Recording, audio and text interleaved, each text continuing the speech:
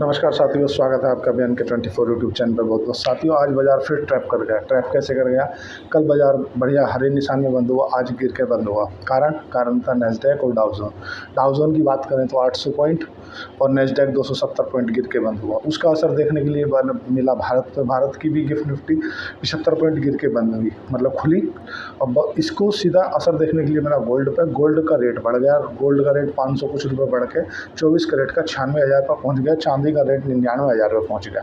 बात करें crude oil की तो बढ़ते ऐसा मतलब गड़बड़ी के कारण, जैसे जियोपॉलिटिक्स में कुछ गड़बड़ी चल रही है, जैसे ऐसा कुछ अनुमान जताया जा रहा है कि इजराइल जो है ना ईरान के परमाणु क्षेत्रों पर हमला कर सकता है। उसके देखते हुए जो क्रूड ऑयल है ना वो थोड़ा सा दबाव के साथ में खुला $65 प्रति बैरल पे। और बात करें रुपये की तो रुपया जो हमारा 85 रुपये 60 पैसे के आसपास खुला। इंडसइंड बैंक का आज का एक्सीडेंट रहा। इंडसइंड बैंक क्यों एक्सीडेंट रहा? जैसे कल का एक्सीडेंट रहा तो हमारा डिक्सन टेक्नोलॉजी के जो नतीजे थे वो बेहद अनुमान से बहुत ही अच्छे आए थे। और मतलब ऐसा कोई कह ही नहीं सकता था कि डिक्सन टेक्नोलॉजी इतना नीचे गिर जाएगा, लेकिन कारण क्या रहा? नीचे गिर गया। देखो मार्केट साथी नेशनल मतलब कि अगर कंपनी के नतीजे अच्छे आ रहे हैं वही कंपनी भागेगी, ऐसा नहीं है। मार्केट जो है ना, शेयर बाजार इनरेशनल होता है। इनरेशनल में जब जो चीज़ ख़राब है, आपको देखने में लग रही बेकार है, फंडामेंटल अच्छे नहीं है, वो भागता चला जाएगा। और आपने फंडामेंटली अच्छे कंपनी का स्टॉक उठा रखे हुए कहीं नहीं जाएंगे। ऐसा चलता है, मार्केट है। आज अगर बात करें, कल जैसे डिक्सन टेक्नोलॉजी गिर के बंद हुआ और मतलब 5% टूटा, आज भी डिक्सन टेक्नोलॉजी टूटा, जबकि इतने अच्छे नतीजे थे उसके बाद भी। इंडसइंड बैंक के अंदर जो फ्रॉड हुआ था, उसमें जो F&O में उन्होंने अपनी कुछ लॉस कर दिया था ना, उसमें कुछ उनकी जो कर्मचारी हैं ना, उन कर्मचारियों की मिलीभगत होने का अनुमान जताया जा रहा है। और अगर बात करें जो इंडसइंड बैंक के रिजल्ट आए हैं, इंडसइंड बैंक के रिजल्ट आए हैं 2236 करोड़ रुपये का नेट लॉस आया है। बाजार अब देखना कि इनरेशनल कैसे होता है। रिजल्ट कितने ख़राब? 2236 करोड़ रुपए का लॉस। NIM जो है नेट इंटरेस्ट मार्जिन पिछली बार नेगेटिव 4% में था, अब की बार नेगेटिव 34% में। मतलब NIM भी घाटे में आ गया। नेट प्रॉफिट तो था ही नहीं, नेट लॉस आ गया कितने करोड़ का? 2236 करोड़ का। अगर बात करें तुम्हारा NPA नेट प्रोफिट एसेट, जो मतलब लोगों को लोन देते हैं ना, वो लोन इनका कितना रिकवर हो पा रहा है? मतलब 2.25 था इनका पिछले क्वार्टर में, अब कितना हो गया? 3.1, मतलब 3.13 मान लो। तो NPA का मतलब है जिन्हें उन्होंने पैसा दिया वो पैसा लौट के नहीं आ रहा है। तो आज लोगों ने क्या कहा? आज जैसे ही बाजार खुला तो जो ट्रेडर हैं, जो F&O में काम करते हैं, उन्होंने रिजल्ट देखा, कमेंट्री देखी, बैंक लॉस में, उन्होंने बोला यार तत्काल सुबह उठते से ही शॉर्ट कर दो सर, है ना, इंडसइंड बैंक को। और हुआ क्या? आज 4% 3% ऊपर।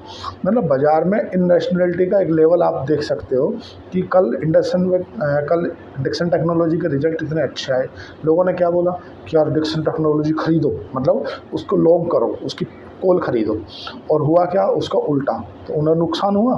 आज जैसे इंडसइंड बैंक के रिजल्ट आए बहुत ख़राब, है ना, बैंक के लॉस में था, बैंक के पास में जो प्रॉफिट था वो नहीं था, कर्मचारियों का उसके अंदर मतलब मिलीभगत होने का अंदेशा पाया गया, NPA बढ़ के आए हैं, NIM है नहीं, नेट इंटरेस्ट मार्जिन, है ना। और जो प्रमोटर की होल्डिंग है वो पिछले क्वार्टर में जो लगभग 16.50% हुआ करती थी, वो अब घटती लगभग 15.80% रह गई।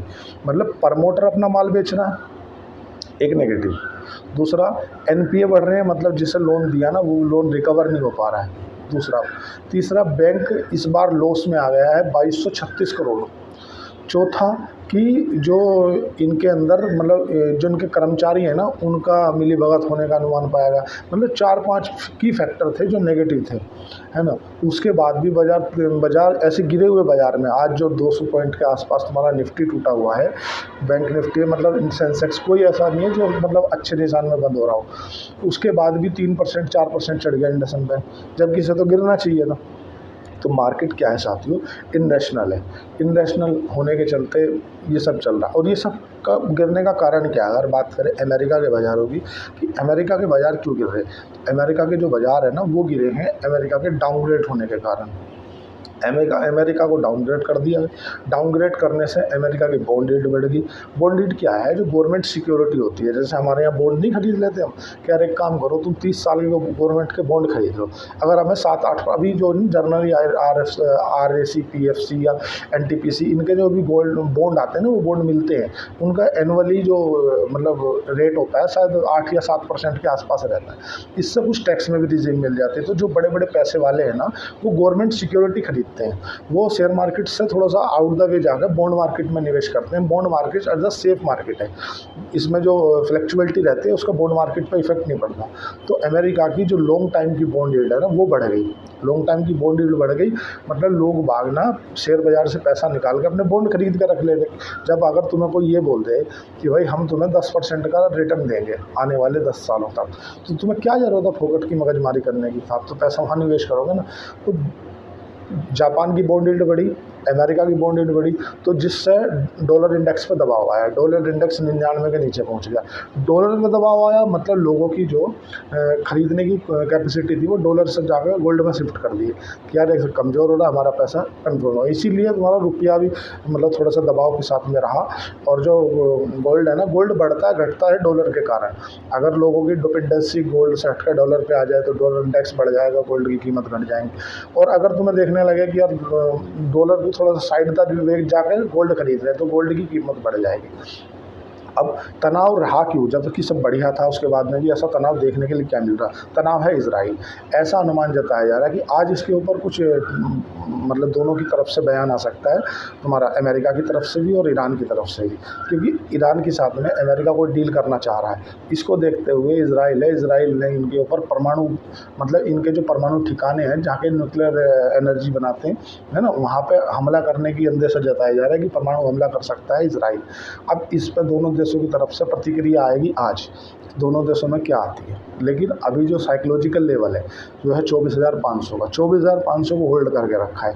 लेकिन अगर जब तक हम 24,950 के ऊपर मतलब 25,000 पे बंद नहीं हो जाए, जब तक आप ये नहीं सोचो कि देखो सेंटीमेंट की गिरावट है, वो नो डाउट है। कल बाजार हमारा हरे में रहा। कल जो FII DII के आंकड़े आए वो बढ़िया आए। लगभग 2200 करोड़ रुपए की खरीदारी की FII ने और लगभग 500 कुछ करोड़ रुपए की खरीदारी की DII। मतलब DII ने माल खरीदा कल, FII ने माल खरीदा, जो कि आंकड़े ही बता रहे थे। जब बाजार चल रहा था, बाजार के आंकड़े बता रहे थे कि आज जो है कुछ ना कुछ खरीदारी चल रही है। FII ने माल खरीदा, DII ने माल खरीदा। आज की गिरावट देखो, जब किसी के घर में माहौल बन जाता, मौत हो जाती है, तो क्या होता क्या है कि जब सपोज करो 4 आदमी हैं वे बैठे हैं, लेकिन जो 5वीं महिलाएं आती है ना, वो 4 पहले बैठ कर यही बात कर रहे थे कि तुम्हारे घर में क्या बना था, इसके पापा भिंडी नहीं खाते, उसके पापा मिर्ची नहीं खाते, ये तो कम मिर्ची खाते हैं, कड़ी ज़्यादा पसंद करते हैं। और जैसे ही 5वीं महिला आती है तो सारे रोने लगते हैं। वो माहौल है। अभी भारत के जो शेयर बाजार है ना, अमेरिका के शेयर बाजार गिरे, उसी की सलामी दी तुम्हारा भारतीय शेयर बाजारों ने। अगर बात कर लेते हैं अब यथार्थ हॉस्पिटल की। यथार्थ हॉस्पिटल का 27 मई को रिजल्ट अनाउंस हो रहा है। देखेंगे जैसे कि ABFRL Aditya Birla retail fashion ने अपने बिजनेस को डीमर्ज कर दिया है आज। अगर आपको ABFRL सोच रहे होंगे यार इतना क्यों गिरा है, कुछ नहीं, डीमर्ज हुआ है। BSC लिमिटेड, BSC की जो स्प्रेड डेट थी आज वो है, जिससे वो अपने 1:2 के बोनस में जो देगी, तो इसलिए वो सब गिर के दिख रहे होंगे तुम्हें कि यार इतने क्यों गिर गए। बाकी घबराने वाली बात है नहीं। अच्छे फंडामेंटली मजबूत कंपनियों का स्टॉक उठाकर लंबे समय के लिए रख देना है। पैसा बनेगा इसी मार्केट से बनेगा, कॉल पुट से नहीं बनेगा। अगर आपको FNO करना है, इंट्राडे करना है, देखो शेयर मार्केट में 5% लोग हैं जो FNO में प्रॉफिट करते हैं, लेकिन नियम 5% का लागू नहीं होता। नियम वो होता है जो सब पे लागू हो। इसलिए एक बात का हमेशा ध्यान रखें कि जो भी फाइनेंशियल डिसीजन लें वो अपने वित्तीय सलाहकार से पूछ के लें। हाँ, अगर आपको डीमेट अकाउंट खुलाना है किसी भी, तो शेयर खान के साथ आप डीमेट अकाउंट खुला सकते हैं। मेरे नीचे दिए गए डिस्क्रिप्शन में जाकर लिंक है, उस पर आप क्लिक करोगे, आप अपना मोबाइल नंबर डालना, तो आप अपना जैसे जैसे वो प्रोसेसिंग मांगेगा उसके वैसे वैसे आप कंटिन्यू करते जाना, आपका मेरी ही ब्रांच में अकाउंट खुलेगा। हेल्थ इंश्योरेंस लेना चाहते हो तो स्टार हेल्थ के साथ आप हेल्थ इंश्योरेंस ले सकते हो। मैं मतलब एज द एजेंट हूँ स्टार हेल्थ का। अब जो 20% का मेरे को कमीशन मिलता है वो मैं आपसे नहीं लूँगा। मतलब अगर आप मेरे से स्टार हेल्थ का बीमा कराते हो, सपोज करो आपकी प्रीमियम बनती है 10%, मतलब 15 में जाँच लूँगा, 15 का या सब 10% का इंटरेस्ट मिलता मुझे। अगर तुम्हारी प्रीमियम बनते हैं सपोज करो 10,000 रुपये, और 10,000 की प्रीमियम पे 2,000-1,500 मुझे जो कमीशन आएगा वो कमीशन मैं तुमसे नहीं लूँगा, ठीक है। लेकिन इंश्योरेंस होना बहुत मैंडेटरी है आज के दौर में। जिस तरह से अभी कोविड-19 आ रहा है, फिर से सुनने में आ रहा है, कोविड के केसेस देखने के लिए मिल रहे हैं, और मतलब अनाप-तनाप, ये मत सोचना कि मैं आपको दुकानदारी के पर्पज़ से बता रहा हूँ। तो मेरा कहना ये है कि हर व्यक्ति का जो भी मतलब एट अ मिडिल क्लास है, उसके पास में 2 इंश्योरेंस मोस्ट कंपल्सरी है। एक तो टर्म इंश्योरेंस, एक हेल्थ इंश्योरेंस।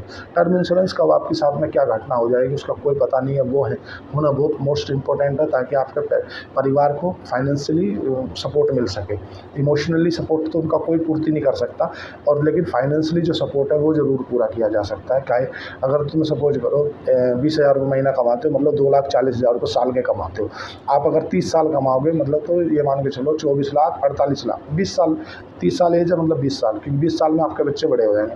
तो मोस्ट इंपॉर्टेंट 50 लाख का टर्म इंश्योरेंस आपके फाइनेंशियली फ्री होने के लिए होना चाहिए। अगर आपको कुछ हो जाता है ना, तो उस कंडीशन में आपके जो बच्चे हैं ना, उनकी जो पढ़ाई है, जो दिनचर्या का खर्चा है ना, वो चालू रहे। कहीं ऐसा नहीं हो आप चले जाओ, आपके जाने के बाद में हाथ फैलाए वो दर-दर की भटके, उनके जो सपने हैं वे सब अधूरे रह जाएँ। तो उम्मीद करता हूँ आप समझ गए होंगे। डीमैट अकाउंट खुलाने के लिए नीचे के डिस्क्रिप्शन में कॉल कर आप जाके अपना लिंक करके ओपन कर सकते हैं। अगर आपको स्टार हेल्थ के साथ स्टार हेल्थ का बीमा कराना है तो आप मेरे से कॉन्टैक्ट कर सकते हैं। आज के लिए इतना ही। चैनल को लाइक करें, सब्सक्राइब करें, कमेंट करें। धन्यवाद, थैंक यू।